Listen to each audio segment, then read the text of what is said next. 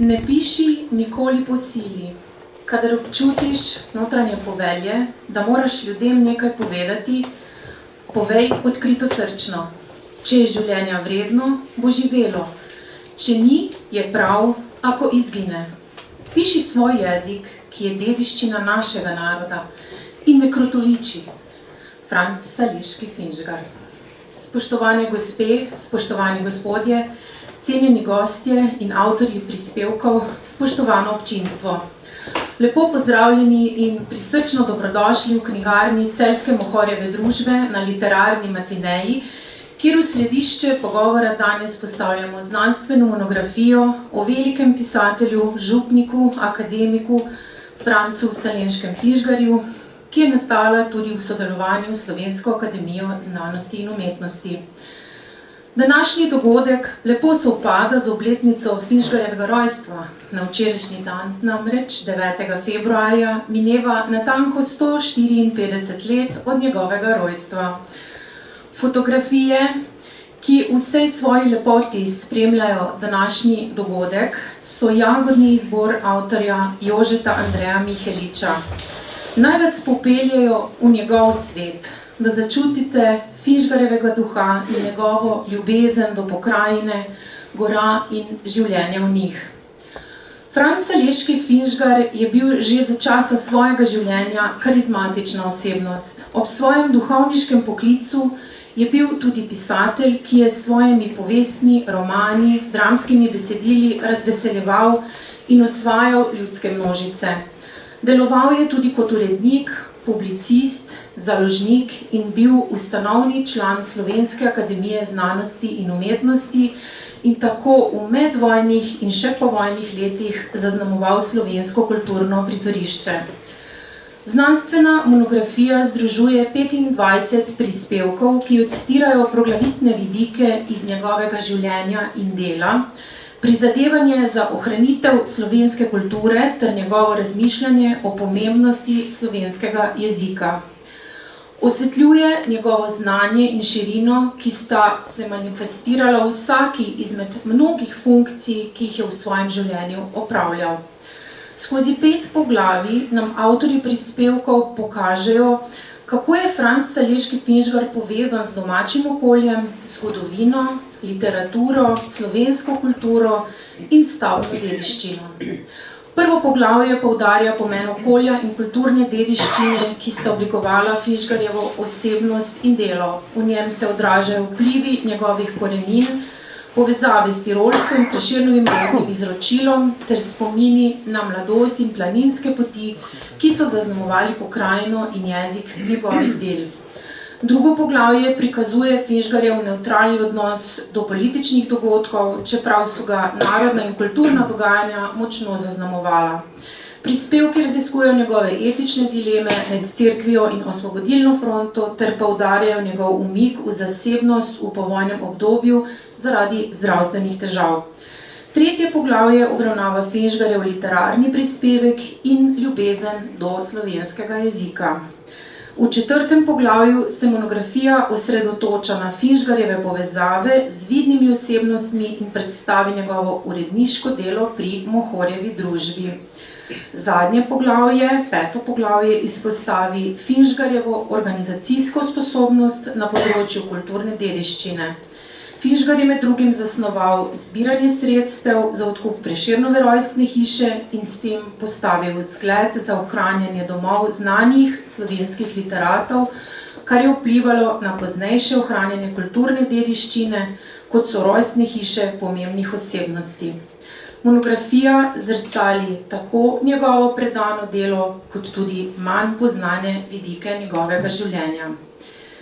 Prispevke za znanstveno monografijo so zapisali akademik dr. Peter Štih, akademikinja, dvojna doktorica Marija Stanonik, akademik dr. Marko Snoj, dr. Jožica Škofic, dr. Janez Bogataj, Jože Andrej Mihelič, dr. Bogdan Kolar, dr. Luka Vidmar, dr. Jurij Perovšek, dr. Bojan Godeša, akademik dr. Marko Jesenšek, dr. Andrej Kažejn, akademik dr. Janko Kos, Lucija Mandič, dr. Jožica Čeh-Steger, dr. Dragica Haramija, dr. Andrej Rahten, magister Marjan Rupert, dr. Igor Maver, dr. Jernej Kusterle, Mira Novak, dr. Janez Gril, dr. Branko Šuštar, Matjaž Koman in Mima Suhadolc. Recenzijo sta napisala dr. Urška Perenič in dr. Tone Smolej. Z nami so cenjeni gostje, 4 avtorji prispevkov, in sicer glavna urednica, literarna zgodovinarka, etnologinja in redna profesorica za slovensko književnost, akademikinja, dvojna doktorica Marija Stanonik. Z nami je tudi etnolog, umetnostni zgodovinar, zaslužni profesor in publicist dr. Janez Bogataj, teolog, urednik in publicist dr. Janez Gril in zgodovinar dr. Branko Šuštar. Vse prav prisrčno pozdravljam v naši družbi.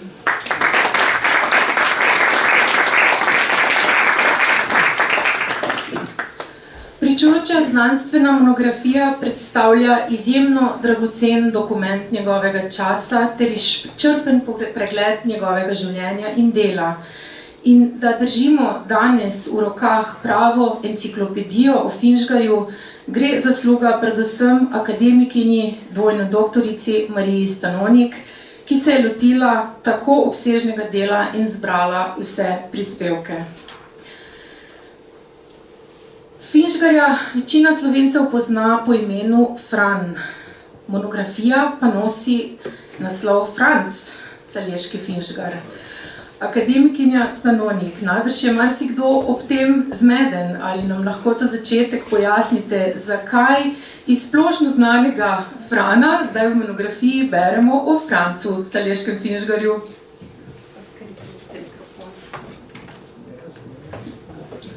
Hvala lepa za besedo. Prav lepo vsi pozdravljeni, predvsem uredništvo Mohorjeve družbe, s katero smo zelo lepo sodelovali in smo postali pravi prijatelji, prijateljice. Delo namreč združuje, pošteno delo. Zdaj pa odgovor na vprašanje. Franc Šaleški Finžgar je bil zelo zaveden Slovenec in mene je zmeraj nekako dregnilo, kada sem to videla, kako to, da če je tako zaveden Slovenec bil, da bi bil Fran. In sem predvsem bila pozorna, ko sem na novo prebirala njegova dela, če se o tem kje kaj pove na to temo. In tudi mojega soseda Janeza sem vprašala, kako in kaj je bilo to v domačem okolju, in sem potem izvedela. Predvsem sem pa se opiram pri tej odločitvi, da je Franc na njegov drobno pripombo pri Gostaču Matevžu, kjer nekako potoži dopisovalcu, da so ga spet pustili kot Frana, ker je prehitro to se pravi, korekture so prehitro šle mimo njega, da jih sploh ni dobil, nekako je bilo tako razumeti, da je spet ostal Franč, pa je on Franc. On je posebej poudaril, da je Francetovega Franceta France. To se pravi, že tretji rod, če še prej ne, so Franceti in zakaj ne bi bilo tako tudi v javnosti. In potem sem se, pa še nekje druge imam na to temo neko pripombo, predvsem je pa tudi v izbranih delih, ko je šlo pred leti pri Mohorjevi, takrat sem vse prebrala teh njegovih 7 knjig, je podpisan kot Franc in se mi je bilo popolnoma samoumevno, da ga moramo, če se tukaj gremo znanost, znanstveno monografijo, da popravimo to zadrego, to njegovo osebnostnisko tudi. In sem zelo ponosna na to, da ko sem dala to tudi nekako skupaj družno smo to opravili tudi avtorjem v premislek, pa so se vsi strinjali, tako rekoč vsi ste se strinjali in sem to res hvaležna, da smo zdaj eno tako nič posebnega na videz, v resnici pa zelo pomembno, ker nomen est omen, da je postal pravi Slovenec s to monografijo. Res je. Kako je sploh prišlo pravzaprav do tega velikega dela? Zakaj ravno monografija o Finžgarju? Kaj je za vas bil res tisti največji izziv? Ja, mogoče bi morali vprašati, zakaj ravno jaz, Marija Stanonik, namreč ideja za simpozij o Francu Seleškem Finžgarju so dali prvi razred Slovenske akademije znanosti in umetnosti, to se pravi literati, ustvarjalci. Potem se pa tam zadeve nekako obtičale smo bili pa povabljeni seveda tudi člani drugega razreda v sodelovanju, celo en odbor je bil sestavljen. In meni pa, če nekaj obljubim, strašno peče vest. Jaz ne morem živeti, če obljube ne spomnim. In sem potem začela dregati naprej, da bi vendarle to izpeljali, in ker ni bilo nekakve prave motivacije pri drugih, sem se lotila tega sama in so seveda vsi z veseljem to sprejeli. Mene je pa delo vedno bolj navduševalo, tudi zato, da izpolnimo to, kar pritiče človeku, ki je tako veliko naredil za slovensko kulturo, za slovenski narod. Ampak kako veliko je naredil, se je pa šele s to knjigo pokazalo najbrž. Prej niti se nismo tega zavedali. In sem zelo hvaležna vsem avtorjem oziroma sodelavcem, ki so se odzvali prošnji, nekateri prav nazadnje, kot recimo moj sosed tukaj, ampak še ravno pravi čas, da je zelo pomemben del Finžgarjeve ustvarjalnosti, to se pravi gospodarske, aktivne, kot poslovnega človeka tudi, to prišlo na dan, ker drugače bi to spet ostalo nekje v ozadju. Jaz sem namreč predvidevala, da bo najbolj izkazalo se delo Franca Seleška Finžgarja kot pisatelja, pa ni bilo pravega odziva pri literarnih zgodovinarjih, pri mlajšem rodu, kaže, da ni tako potegnil, no, kot ustvarjalci mladega rodu. So se pa drugi avtori, predvsem zgodovinarjem, sem zelo hvaležna, da so se tako lepo izkazali, da je knjiga res zelo vsestransko, se mi zdi, da zajema Finžgarjevo ustvarjalnost in delo, življenje tudi z tistega privatnega vidika, kar je pa zasluga soseda mojega na levi strani. Še nekaj bi vas vprašala, kako pa vas osebno sicer nagovarja Finžgar? Ja, no, prej sem že omenila, da sem ga prebrala še kot osnovnošolka, po zaslugi Mohorjeve, ki je izdala takrat v 60 letih izbrana dela. Predvsem mi je imponiralo, se spomnim, zadnja knjiga Leta mojega popotovanja, ker sem se iz nje zelo veliko naučila, pa tudi kaj zapomnila. Se spomnim, kot pisatelja so mi bile pa kakšne reči takrat, če puste, nekako mi ni šlo. Zelo navdušena sem bila seveda nad Svobodnim soncem, ampak pa sem pa zelo razočarana, ker sem jo z enakim navdušenjem podarila mojim nečakom, pa ni bilo nobenega pravega interesa. Tako da vidim, kako se res generacijsko pač spreminjamo.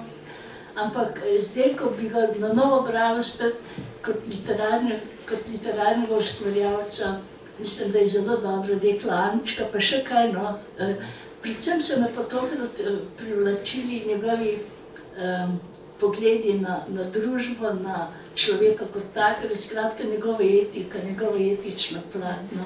Recimo, kako je kot duhovnik gledal na človeka, se spomnim, kako je bil še mlad v Idriji, kako je njegov nadrejeni, sta se dogovorila, da boste en druga kontrolirala, kakšne pridige imata.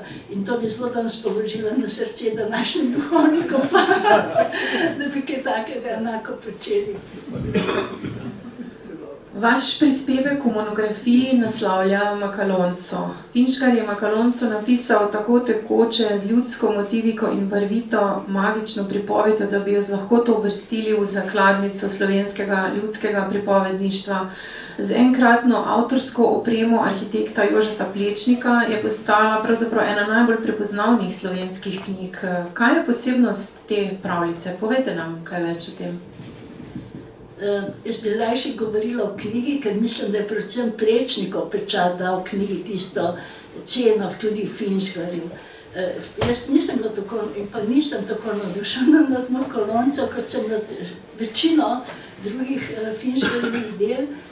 Mislim, da je bil takrat tak čas, skratka med drugo svetovno vojno, da so recenzenti poudarjali to kvaliteto, drugače kot raziskovalka, da ne rečem kaj drugega, sem pa bolj kritična kot ne do Mokolonce, no, ker je to, skratka, mislim, da je Finžgar že tudi veliko drugih stvari kaj boljšega dal od sebe, no, nažalost.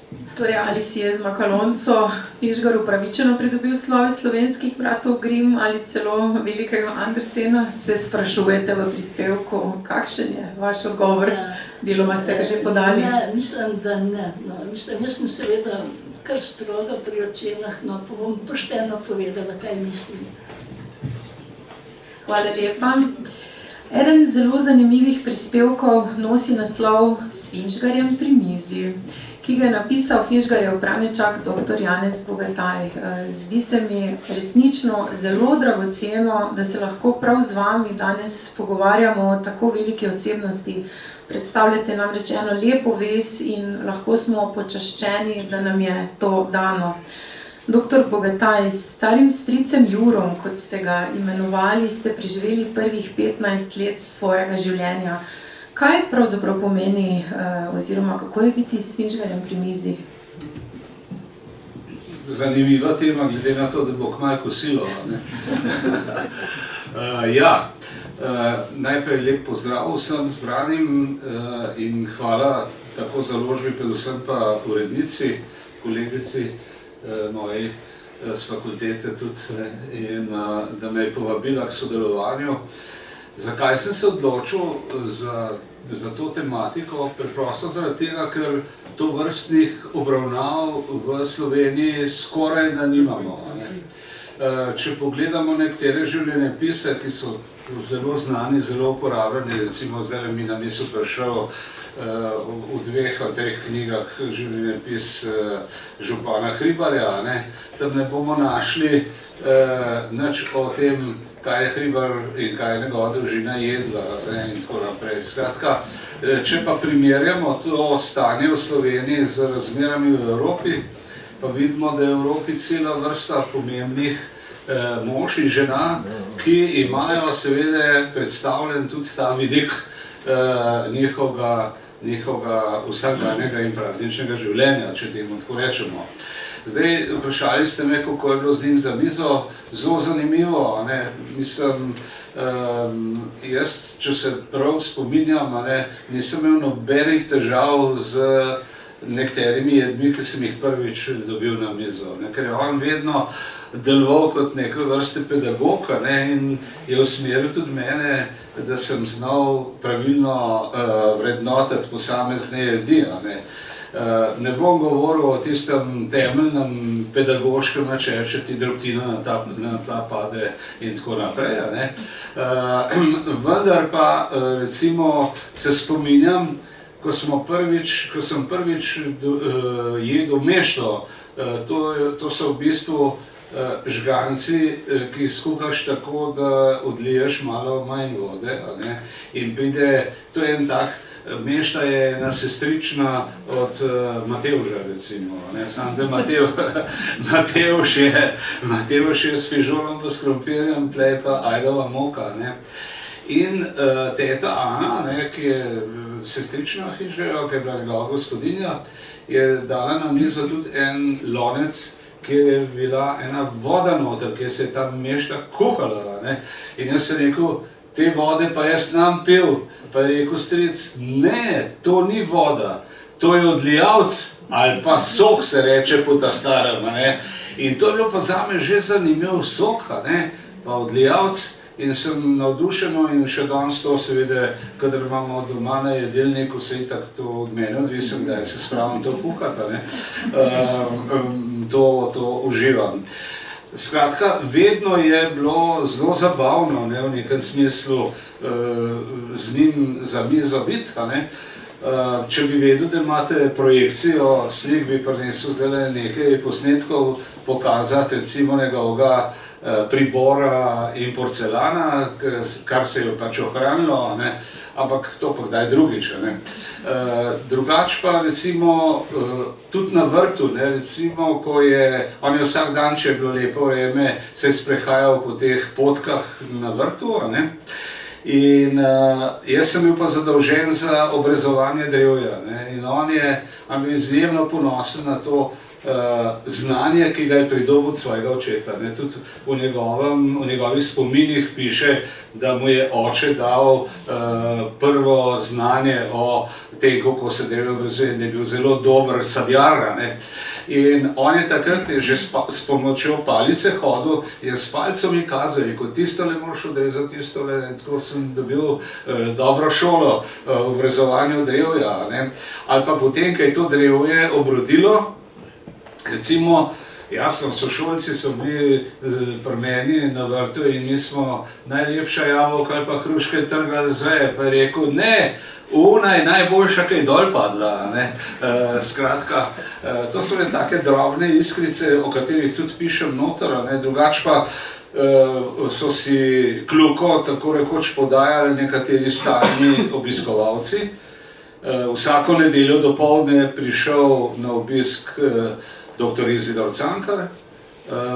Za njega je teta Ana vedno pripravila govej kuhan jezik, s kakšno omako zraven, hladno seveda. No, v popoldanskem času pa družba njegovih vrtopircev. Ne bom nikoli pozabil, kako se je bilo težko učiti v ponedeljek za v šolo. Mi smo stanovali v spodnjem nadstropju in ko so oni te štihe, kot so rekli, metali na mizo, ne, so na en poseben način to metali tako, da je karta padla na mizo, z dlanjo so pa udarili ob mizo in to se je cela hiša tresla. Skratka, za te goste je bilo pa vedno tudi kaj pripravljeno. Jaz sem komaj čakal, da so šli, zato da sem pol, kar je ostalo, lahko še tisto pojedel. No, se pravim, podrobnosti bi lahko tukaj navajal zelo veliko, ampak mogoče na prvo vprašanje pa tole take odgovore. Hvala lepa, deloma ste mi že odgovorili na drugo vprašanje o nekaj kulinaričnih in gastronomskih zgodbicah, ki ste jih doživljali ob stricu Finžgarju v njegovi hiši po vse do izteka njegovega življenja. V prispevku pa pravzaprav postavljate kuhinjo kot središče doma, govorite o praznični kuhinji, pa o kuhinji letnih časov, pa o prehrani na počitnicah. Katere so tiste jedi, ki so pa vam ostale v vašem srcu vse do danes? Ja, kuhinja pomeni dvoje, ne? Kuhinja pomeni prostor, pomeni pa to, kar mi stojko rečemo gastronomija. To samo pojasnilo. Drugo pojasnilo pa glede Frana in Franca. Jaz sem zelo vesel, da je kolegica Stanovnikova to zadevo tako uredila. Jaz ga nikoli nisem klical stric Franc, recimo, ampak stric Jur. To je bilo, in to zaradi tega, saj oče, moj pa mama sta mi to razložila, jaz se nisem spomnil te podrobnosti, ker je Finžgar mi večkrat je zelo rad narisal, čeprav risati ni znal dobro, ampak je narisal enega lovca s puško na rami, potem je imel klobuk, pa krivce za klobukom, in ko je to narisal, pa psa zraven, seveda je rekel, viš, to je pa Jur s pušo. In takrat naprej sem jaz njega klical stric Jur, medtem ko njegova sestrična Anica ga je klicala France, ali pa ga je klicala tudi oča, ta ožja družba, ki se je družila pred drugo svetovno vojno v Koči Murki, pa Žigarci, po drugi svetovni vojni pa na Jasenju,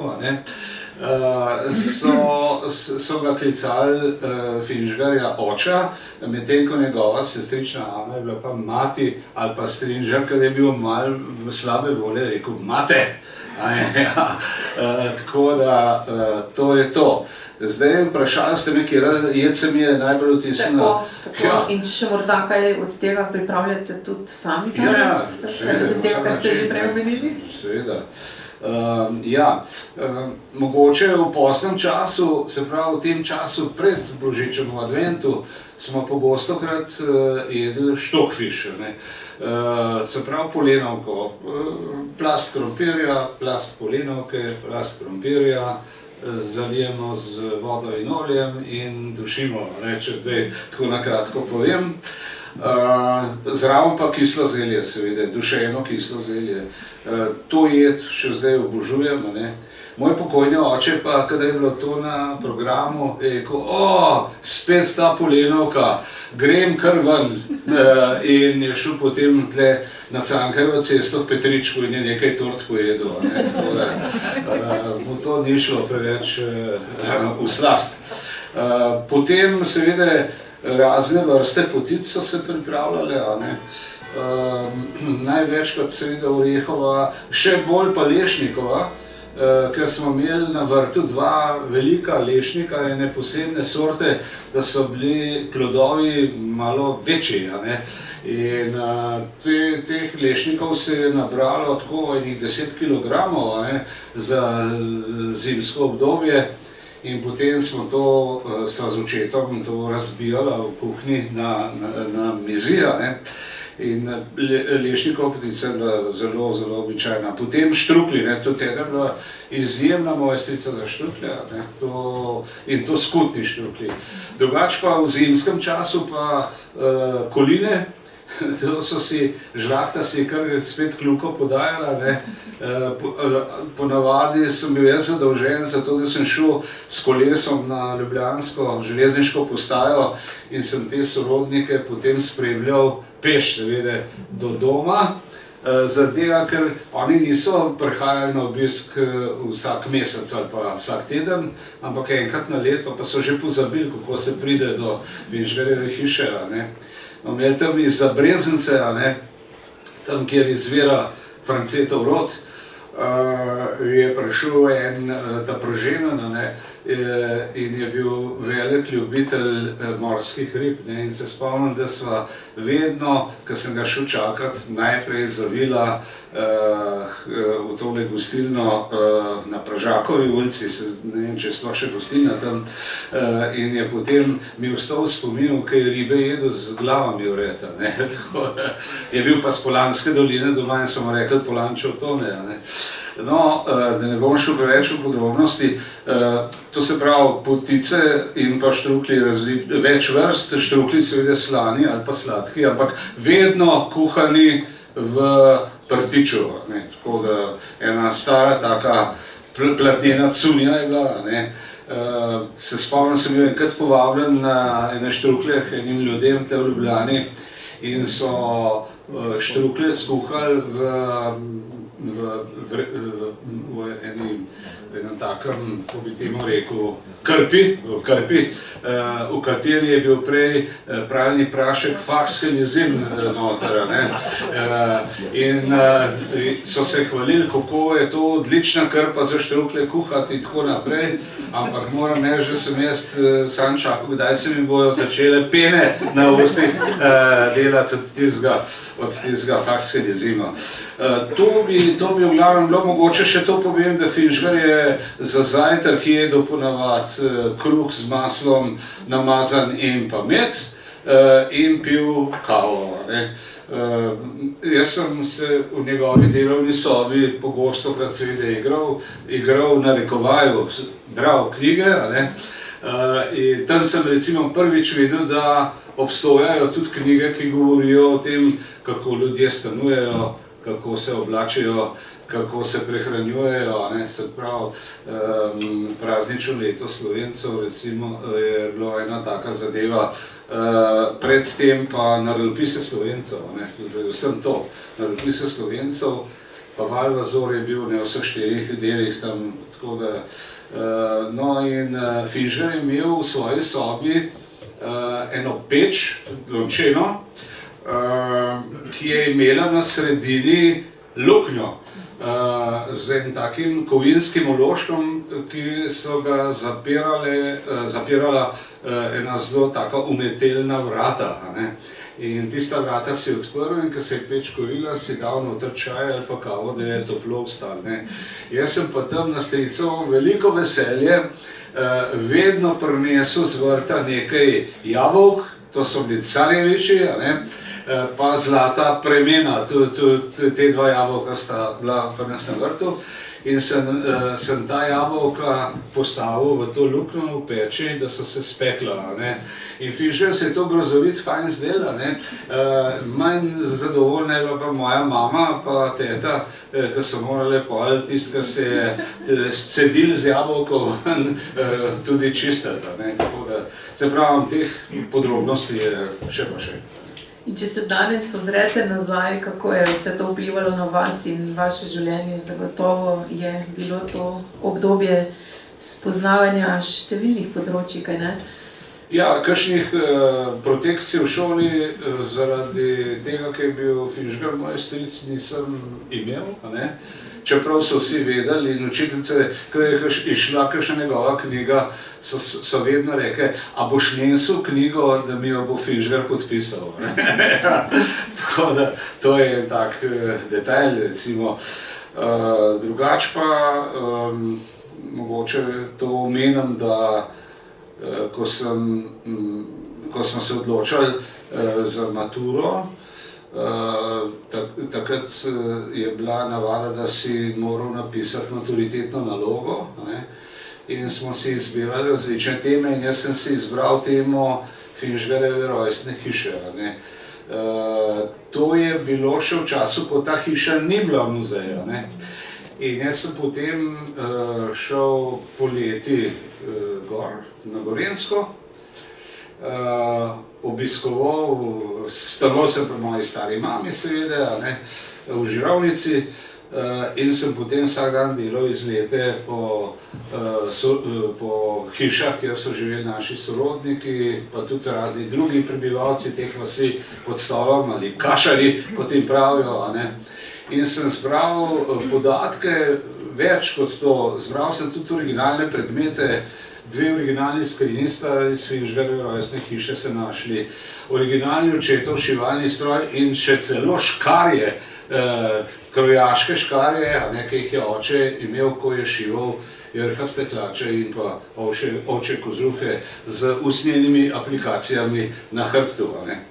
Tako da potem ima pa zasluge za moj študij pravzaprav moja pokojna profesorica na gimnaziji Majda Rojko se je pisala, ona je bila geografinja in je rekla, tebe tako te stvari zanimajo, veš, da je što lahko študirati. Prej nam ni noben povedal za kakšno etnologijo, ali pa kot so včasih rekli etnografijo. No in ne dela, dobro. Je bil na čas naravnan. No in tako da sem se potem odločil za ta študij in ostajam na tem polju še danes. Najlepša hvala, dr. Bogataj. Še enkrat bom za tiste, ki ste morda prišli malce kasneje, poudarila oziroma povedala, da fotografije, ki se v vsej svoji lepoti spremljajo današnji dogodek, so jagodni izbor avtorja gospoda Jožeta Andreja Miheliča, ki je danes tukaj med nami. In naj vas popeljajo v njegov svet, da začutite Finžgarjevega duha in njegovo ljubezen do pokrajine in gora življenja v njih. Finžgar je bil rojen pod Karavankami in so ga tako že od mladih let spremljale gore, zato ne preseneča, da se je v pesnitvi Triglav poklonil narodnemu simbolu v slovenskih ulicah. In pravzaprav ni nenavadno, da se je v gore zatekal tudi kot duhovnik, zlasti kot vzgojitelj mladine. Finžgar pa ni bil samo pisatelj, župnik in urednik, ampak je bil tudi pobudnik in graditelj planinskih koč in kapel na Gorenjskem, o katerih pišete dr. Gril v svojem prispevku. Prosim, nam lahko poveste kaj več o tem in sploh nekaj o sami vsebini vašega prispevka? Pozdravljeni. Ja, tudi s Finžgarovimi kočami je bilo zanimivo, zgodba je zanimiva. Šel je na morje in ko je prišel z morja, je bil bolan. In je šel v zdravniku in zdravnik mu je rekel: gospod, vi niste za na morje, vi ste za v gore. In tako se je odločil, da bo hodil v hribe. In je šel proti Triglavu in ga je ropot, razgrajanje mladih v kočah tako motilo, da je šel samo 1 leto. In rekel, to tudi ni zame. In zato si je blizu doma v Karavankah našel mesto in postavil prvo kočo, Murko, ki je bila na Zabreški planini pod stolom, ki je bila dejansko namenjena njemu za preživljanje počitnic. Pomagali so mu domači, lesena kočica, poleg še manjša kapela, in na tej planini je takrat raslo kar veliko podobnih ali večjih koč. In on se je sosedi dogovoril o vseh potrebnih zadevah. To je bilo leta 1934 in veliko prijateljev iz Ljubljane je k njemu prihajalo na počitnice, on pa je ta poletna mesece, ko so bili topli in lepo vreme, preživel tam gor. Kljub velikim obiskom in številnim gostom je uspel tudi kaj napisati. In gospod Hudournik je ena od otroških povest mladinskih, ki jo je napisal v svoji Murki. Tukaj lahko jaz nekaj dodam, ker ste ravno gospoda Hudournika omenili. Iz njega izhaja, da so besede res slovenske, krepke, da je slog naraven in neizumetničen, da so me otroci razumeli, je dokaz to, da so povsod, koder sem hodil na sprehod s kužkom, klicali Liska, vpili za njim, Lisko gre na potep in še druge naslove. Če sem s Hudournikom vsaj nekoliko pokazal mladim pisateljem pot v zdravje narave, sem svoj namen dosegel. Tako je. To je v njegovih spominih lepo napisano. No, on je imel seveda veliko tudi drugih obveznosti in ker je veljal za dobrega organizatorja, so ga pobudniki za počitniški dom na Gorenjskem prosili, da bi on ta odbor vodil, in tako so se leto 1936 začele priprave za počitniško kočo Žingarico v dolini Završnice. To je sredi sten in v soteski in nekateri so mu očitali, kako to, da je izbral tako za globoko v soteskah kočo, ko je pa višji gor tak krasen razgled. Pa je se zagovarjal, starši imajo blizu, da bojo svoje otroke obiskovali ob koncu tedna, mladi imajo pa zdrave noge, pa bodo lahko šli peš višji in na razgledne gore. To so bile dve koči, osebna Murka in Žingarica za preživljanje počitnic, ki je imela 40 ležišč. In tja so hodili mladi, povezani z katoliško cerkvijo, na počitnice. In zanimivost, ki izhaja iz teh spisov, je, da je v kapeli v Žingarici svoje prvo mistično doživetje imela Cvetana Priol iz Maribora, ki je sedaj kandidatka za Blaženo.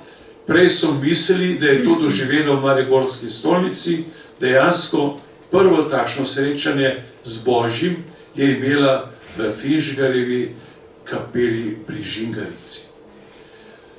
To so bila leta pred drugo svetovno vojno, čas je lepo tekel, vendar se je začela vojna in Finžgar ni mogel več ne v Murko od leta 1942 naprej in tudi Žingarica je bila zaprta. Povojni dogodki seveda so bili takšni, kot so bili, in Murko so mu požgali partizani. On je najprej mislil, da Nemci, dejansko so mu jo požgali partizani in na pobudo nekega domačina, mladega, ki je sigurno Finžgar je poznal. Ampak naročil je svojim podrejenim, tam ima neki kapitalist kočo, pa bomo zdaj bo kres 1. maj in jo bomo lepo kres zakorili. Žingalico so požgali Nemci. Tako da konec druge svetovne vojne so te dve njegovi stavbi nista več obstojeli.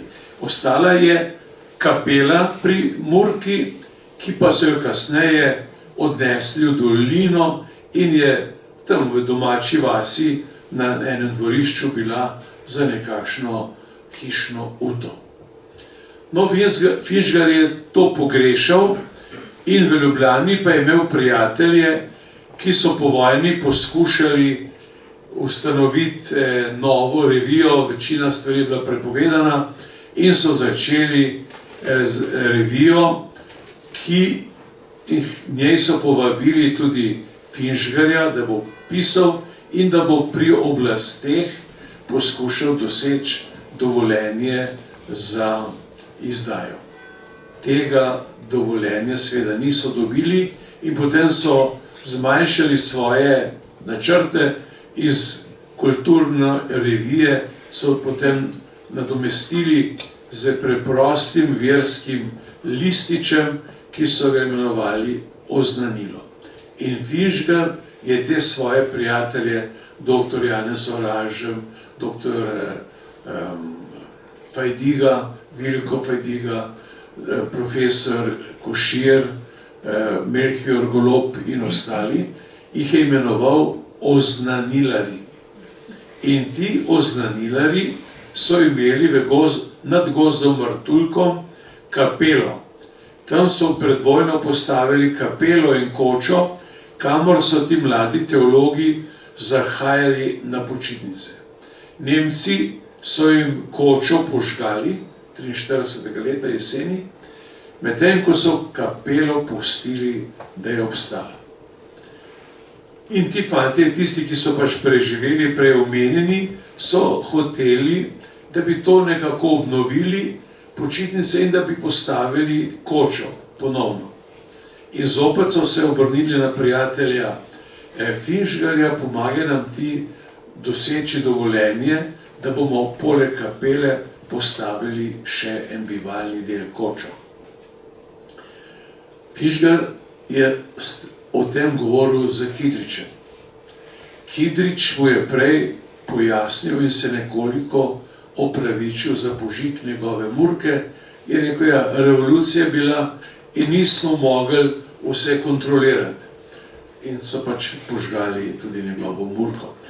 Morda zaradi tega, pa zato, ker je bil uveljavljen pisatelj, pa tudi simpatizer Osvobodilne fronte, so mu dovolili, da so kapeli v planini Jasenje dodali, ne dozidali, ampak doštukali, bi rekli, z neslovensko besedo, še bivalni del.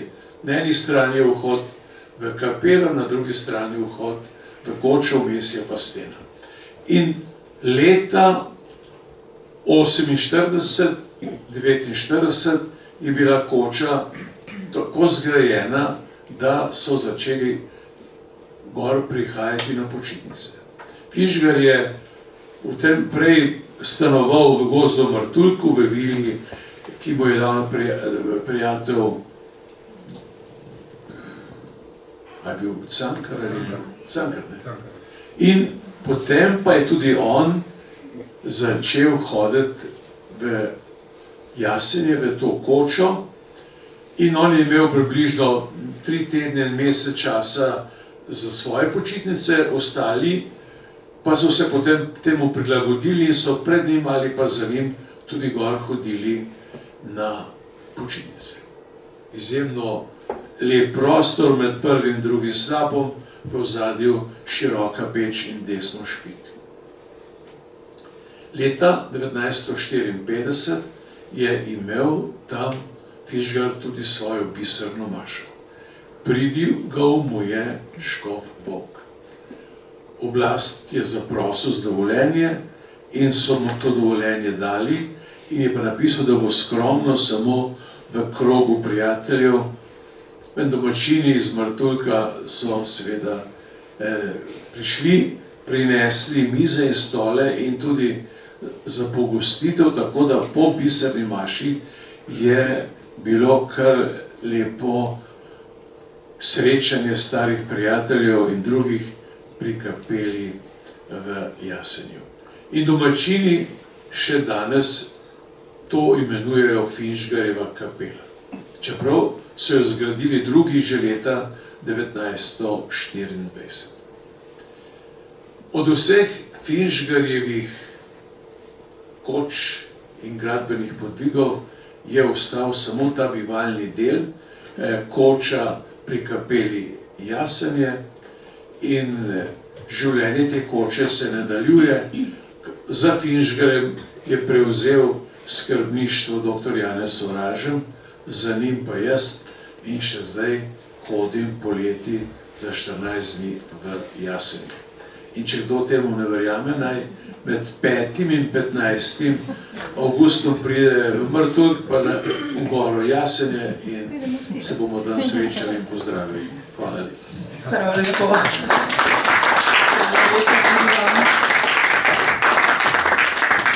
Doktor Šuštar, v vašem prispevku se osredotočate na Finžgarjevo skrb za študente in prizadevanja za Jegličev akademski dom.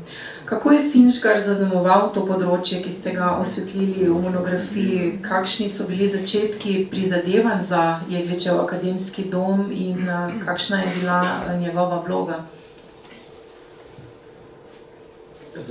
Finžgar se nam kaže tudi v tej dejavnosti zelo širokega, občutljivega za socialno stisko študentov, ki so od ustanovitve univerze 1919. Seveda iskali streho nad glavo. Z študentskimi domovi je bilo težko in študentje sami so sprožili akcijo, ki se ji je pridružil in leta 1936 postal tudi vodja odbora kot ugleden pisatelj, kulturnik, sprejemljiv za marsikoga tudi iz drugih krogov.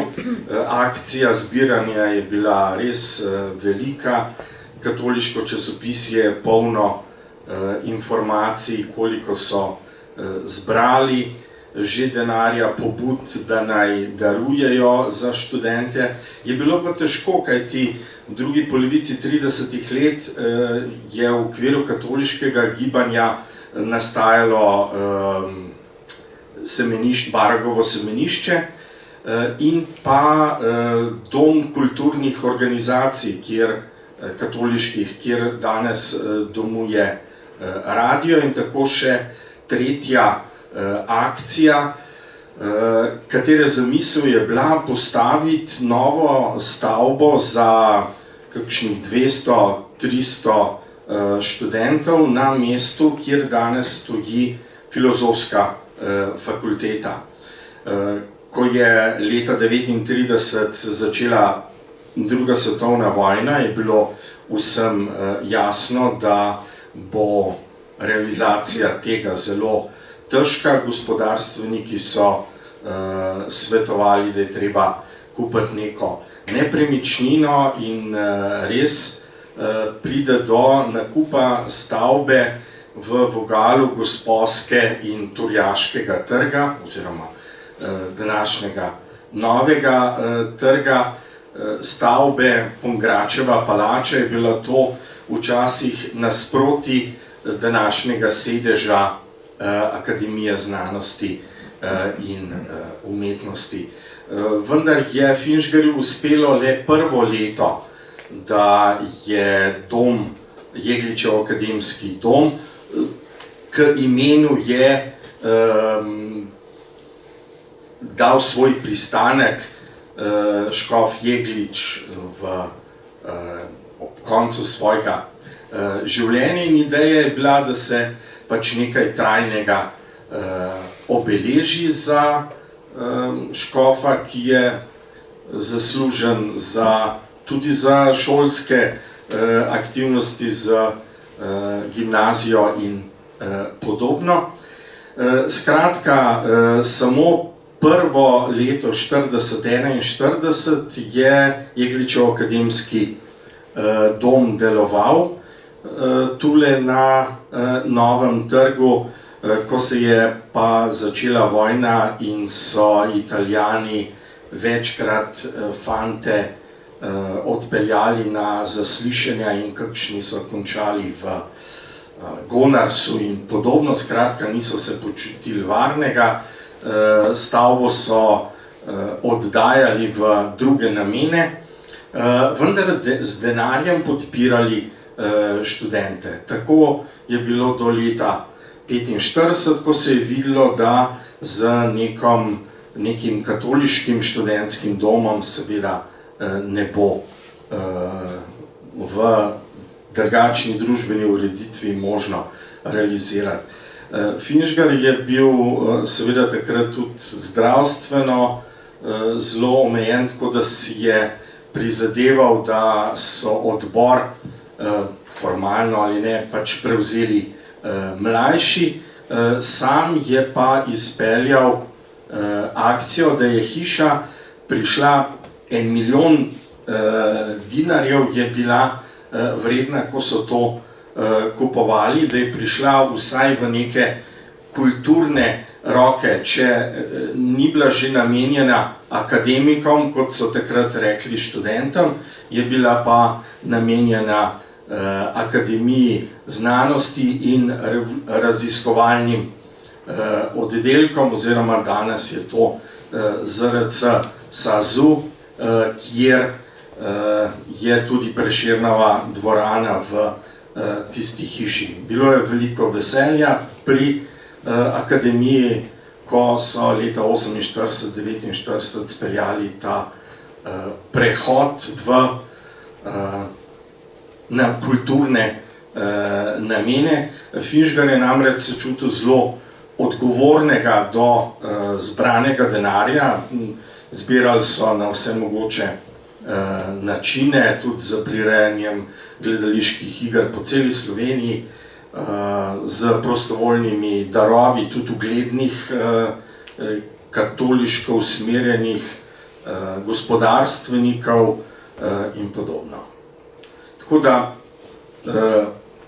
preseneča Finžgarjeva odprtost, ko je dom začel delovati in so imeli Erlichovi stražarji težave, kajti oni so imeli na streliški nekaj časa dom, Cirilov dom, gor na vrh, vendar so jim odpovedali prostore in tako naprej. Skratka, Finžgar, čeprav to ni bila čist njegova opcija katoliške dejavnosti, ve, da so študentje potrebni strehe nad glavo in je odprt za vse, ki pridno delajo in so katoliške usmeritve.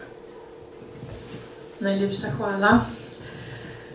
Slovenci smo majhen narod, ki se pa tako živahno razvija, da ga menda noben drug narod ne prekaša glede števila listov, časnikov, knjig. Sorazmerno seveda na 1 dober milijon ljudi ne pride pod milim Bogom nikjer toliko tiska, kakor pri nas in tako raznovrstnega. Tuji učenjaki, ki prihajajo od vseh vetrov k nam, zlasti odkar imamo v Ljubljani vse učilišče, strmeje nad Slovenci in občudujejo naš narod, ki plačuje toliko kulturnega davka za knjige in časnike in s tem, da jih naroča in tako vzdržuje. Toda, če hočemo tiskati, je treba tudi ljudi, ki pišejo, in ker mi pisateljev ne moremo tako plačevati za njihov trud, kakor veliki narodi, zato tudi pisateljev po poklicu pravzaprav nič ni in vsi pišejo le poleg svojega vsakdanjega dela iz gole notranje srčne potrebe in, le kar priznajmo, tudi iz ljubezni do naroda in iz ljubezni do znanosti. Franc Saleški Finžgar. Finžgar je v svojem času pustil resnično izjemen pečat. Kaj pravzaprav pomeni njegova zapuščina danes? Pa morda vsak od vas čisto en kratek odgovor. V našem zborniku je zanimiv prispevek akademika Jesenška, ki nam na primerih iz zgodovine povezanih z Finžgarjem kaže na aktualizacijo njegove misli, širokega sodelovanja, povezovanja Slovencev na področju jezika in kulture in ne ločevanja zaradi nekih političnih malenkosti. Hvala. Dr. Gril. Finžgarja sem tudi jaz prebral v celoti v tistih dijaških letih in sem menil, da ga poznam. Ta zbornik pa mi je odkril, da je bil Finžgar res še veliko več. In imamo poleg mnogih knjig pa malo premalo ponosa, da bi na te velike ljudi bili ponosni in da bi jih sprejemali, posnemali in s tem odpirali neko lepšo prihodnost. Hvala. S tem se zelo strinjam, ampak želela bi pa poudariti, da bi bili sami tako ponosni, kot je bil on sam. To se mi zdi, da nam tega manjka, da zelo radi, in to prav zdaj načrtno opažam, stokamo in jamramo, namesto da bi se veselili tega, kar imamo veliko. Tudi sosed, ne samo jaz, ampak vsi skupaj. Hvala. Res je, hvala lepa. Glede na to, da je pred 2 dneva bil kulturni praznik, naj povem, da je Finžgar bil med prvimi govorniki na Radio Ljubljana. In sicer poleg njega je takrat nastopil še Milčinski, Fran Milčinski. Zupančič, mislim, da je. Pa Milčinski tudi je fotografijo. No, in kaj je Finžgar takrat v radijski eter povedal? Povedal je Prešernovo pismo staršem, ki ga je pa on prilagodil, kot je sam zapisal, v jezik, kakršen se je govoril na Gorenjskem okrog Prešernovega rojstva, se pravi 1800. To je kar v Prešernove poezije s nalivnim peresom popravil določene besede. In to besedilo je potem tudi mene naučil, sem na šolskih proslavah tudi nastopal. To samo glede na to, da je bil pred časom ta Prešernov dan. Sicer pa za zaključek pa to, v 50-ih letih je Triglav film, takratni Triglav film, posnel črno-bel film o Finžgarju. Mislim, so bili to filmski obzorniki. In ta film se zelo zanimivo zaključi s Finžgarjevimi besedami, v živo posnetimi, in prav, pisatelj mora pisati tako, da ga razumejo preprosti ljudje in da ne bolijo ušesa intelektualcev. Hvala lepa. Cenjeno občinstvo, če ima morda kdo kakšno vprašanje za goste, je sedaj pravi trenutek, vas vabim k sodelovanju. Sicer pa glede na to, da smo v Mohorjevi, ne gre spregledati, da je Finžgar bil tudi dolgoletni urednik pri Mohorjevi družbi, kjer je odigral ključno vlogo pri oblikovanju in širjenju slovenske književnosti ter kulture. Zdi se pa, da je imel čisto enake težave kot uredniki in založniki danes. Ne veš, kako sem silno utrujen od tolikih redakcij in večnih korektur in prošenj in pisem. To je ogromno delo in nikdar niti za teden dni ni opravljeno. Večna skrb, ko bi me mogla fara preživljati, vse vržem proč. Kako mislite, da bi se Finžgar kot urednik spopadel z izzivi sodobnega založništva, kjer prevladujejo digitalni mediji in hiter prenos informacij? Morda še eno tako sklepno misel. Mislim, da bi se zelo potrudil, da bi bil na tekočem z digitalizacijo, čeprav meni osebno to ne gre, ampak taki časi so, da je treba slediti.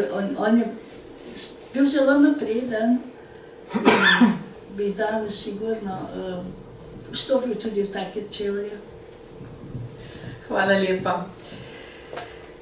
Knjiga je bila in ostaja ena najpomembnejših vrednot za slovenski narod. Ne le kot vir znanja, temveč tudi kot orodje za ohranjanje jezika, kulture in narodne identitete. Slovenci smo majhen narod, ki se je skozi zgodovino pogosto soočal z izzivi in pritiski, a prav knjiga in pisana beseda sta nas vedno ohranjali. Finžgar je razumel, da je knjiga več kot le natisnjene besede, je duša naroda. Tudi danes je naša naloga, da jo cenimo, beremo in prenašamo na naslednje rodove. Kajti narod, ki bere, je narod, ki živi. Današnjo literarno matinejo zaključujem s Finžgarjevo mislijo, ki odraža njegov pogled na življenje, trud in vrednote. Človek mora stati pokonci, četudi se svet podira. Spoštovane in spoštovani, hvala lepa za vaš obisk, za vašo pozornost. Vam, cenjeni gostje, pa najlepša hvala za današnji pogovor. Naj nas Finžgarjeve besede spomnijo, da je v življenju pomembno vztrajati, verjeti vase in se boriti za svoje sanje. Naj bodo prihajajoči dnevi polni svetlobe, poguma in srčnosti. Najlepša hvala.